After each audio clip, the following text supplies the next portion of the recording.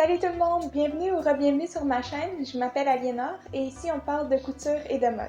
L'Halloween approche et cette année encore j'ai décidé de me coudre un costume, j'ai cousu la robe de Kiki dans le film Kiki la petite sorcière, c'est un film que j'adore. Ce qui est bien c'est que non seulement cette robe va me permettre de me déguiser, c'est aussi une robe super confortable à porter, elle est parfaite pour l'automne. Si vous êtes débutant, c'est aussi un super bon projet pour commencer parce qu'il n'y a pas de technique trop compliquée. Je vais vous montrer comment faire le patron, mais il n'y a pas de fermeture ni de fermeture éclair ou de boutons. C'est vraiment super simple et la silhouette ample pardonne beaucoup pour les petites erreurs. Pour faire la mienne, j'ai utilisé environ 2 mètres d'une cotonnade bleu marine. Bon, n'oubliez pas de laisser un pouce en haut et puis allons-y avec le tutoriel. J'ai pris une blouse inextensible sans pince pour tracer le patron du haut de la robe. Déterminez où vous voulez la ligne de la taille de la robe et placez une pince ou une épingle à cette hauteur. Ensuite, tracez tout autour du panneau du devant, plié en deux et avec le bas replié à la longueur voulue.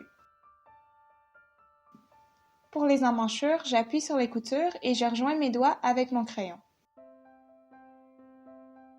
Vous pouvez maintenant repasser avec une règle pour que vos lignes soient bien propres. Je trace aussi les courbes des emmanchures et j'élargis légèrement l'encolure pour que je puisse y passer ma tête sans avoir recours à une fermeture éclair ou à des boutons.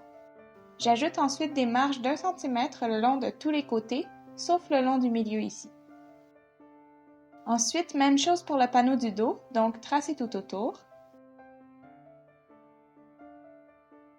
J'élargis l'encolure encore en m'assurant de garder la même largeur de bretelle que pour le devant.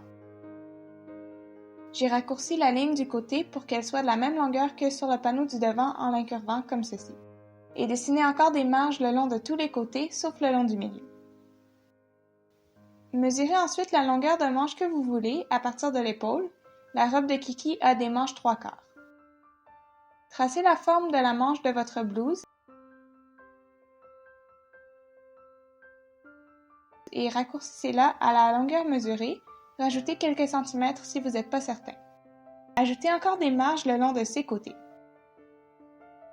Disposez les 3 pièces de patron sur le tissu de façon à ce que l'extrémité sans marge soit le long du pli. Vous aurez besoin d'un devant, d'un dos et de 2 manches. Vous allez donc devoir recommencer les étapes suivantes pour l'autre manche. Épinglez les morceaux du patron au tissu. Vous pouvez aussi tracer le contour à la craie si vous préférez.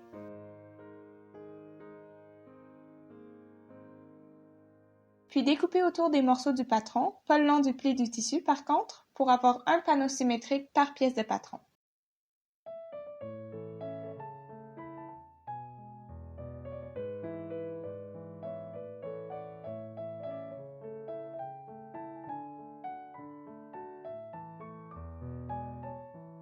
Pour la jupe, je me suis éloignée un peu de la source, j'ai fait une jupe à fronce. J'avais peur qu'avec la cotonnade, si je faisais pas une couture entre le haut et le bas de la robe, j'allais avoir l'air de porter un sac de patates, mais ça donne quand même l'effet ample de la robe de Kiki.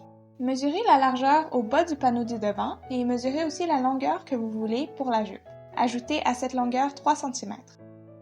Sur le tissu plié en deux, le pli est ici, je trace un rectangle dont la longueur est 2 fois la mesure au bas du panneau du devant et dont la largeur est la mesure de la longueur de la jupe plus 3 cm. Je découpe à travers les 2 épaisseurs du tissu plié.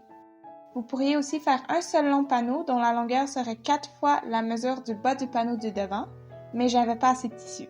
Vu que c'est du coton tissé, je peux juste déchirer le long du pli du tissu pour obtenir les 2 panneaux de la jupe. Je repasse par-dessus tous les bords bruts au point zigzag pour pas que ça s'effiloche. Vous pouvez aussi surjeter. Pour l'assemblage, commencez par disposer le dos et le devant endroit contre endroit et puis épingler les épaules et les côtés en alignant bien les bords bruts. Faites les coutures que je vous montre avec un point droit à 1 cm du bord.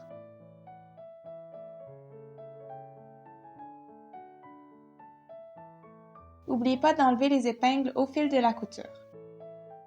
Avec le fer, aplatissez les coutures en les ouvrant comme ceci. Pliez chaque manche en deux, endroit contre endroit, épinglez et piquez avec un point droit à 1 cm du bord de manière à former un tube.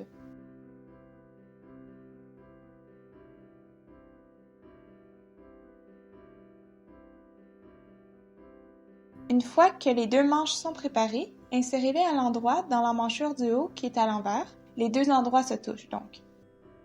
Alignez les coutures à l'aisselle et épinglez la manche à l'emmanchure tout autour. Faites la couture avec un point droit à 1 cm du bord.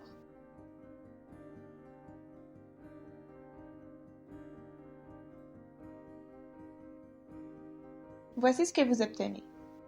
Pour la jupe maintenant, placez les deux panneaux l'un sur l'autre, endroit contre endroit, et joignez les côtés avec une couture droite à 1 cm du bord, de manière encore une fois à former un tube. Une fois que c'est fait, faites 2 lignes de piqûre au haut de la jupe avec un point long pour créer des fronces. Essayez de les faire à moins d'1 cm du bord et de les espacer de 3-4 mm. Vous pouvez maintenant tirer sur les fils pour créer des fronces dans le tissu. Continuez à tirer et à répartir les fronces jusqu'à ce que la circonférence de la jupe soit la même que celle du haut. Insérez le haut à l'endroit dans la jupe qui est à l'envers, donc endroit contre endroit. Épinglez tout autour de la taille et piquez avec un point droit à 1 cm du bord. Je place les fronces sur le dessus pour les garder sous contrôle. Il vous reste plus qu'à finir les bords bruts, donc vous allez ourler l'encolure, les poignets de manche et le bas de la jupe en repliant le tissu 2 fois sur 5 mm. Et ensuite, vous allez surpiquer l'ourlet avec un point droit tout près du repli.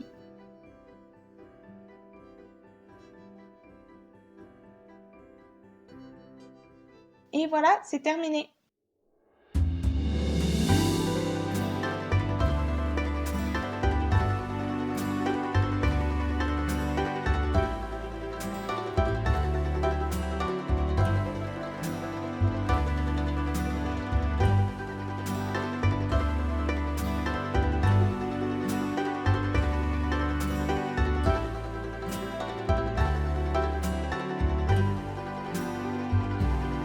J'ai vraiment aimé coudre cette robe-là. Je sens que je vais la porter beaucoup cet automne et cet hiver. Je m'identifie beaucoup à Kiki ces temps-ci. J'ai déménagé toute seule dans une grande ville et même si j'adore ça, c'est parfois un petit peu déroutant. En tout cas, j'espère que ça vous a plu. Comme toujours, je vous invite à partager vos créations d'après mes tutos sur Instagram en m'identifiant @artisanali pour que je puisse les voir. Ça me fait toujours vraiment plaisir de voir vos créations. Si c'est pas encore fait, vous pouvez aussi vous abonner à ma chaîne pour pas manquer les prochaines vidéos. Et puis, on se revoit dans la prochaine. Bye!